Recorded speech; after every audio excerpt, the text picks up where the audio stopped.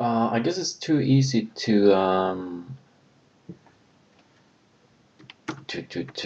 forget what bandsaw really is all about. So let's have a look. And it's not dividing it because we have to say enable divide. And well, I want to move this one over here, so I want to drag this one.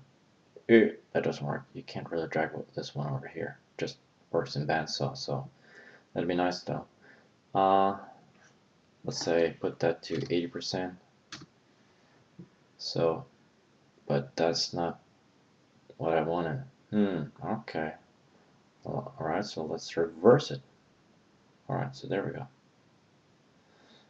Maybe I want one over here as well. So, what if I say mirror? Okay, cool. And, but if I want to spread them out evenly, I say uniform.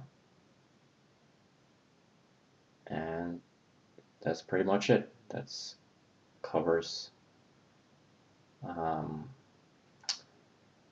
our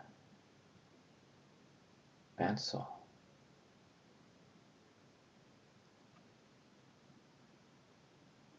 So of course, when you want to divide this many times, you say uniform.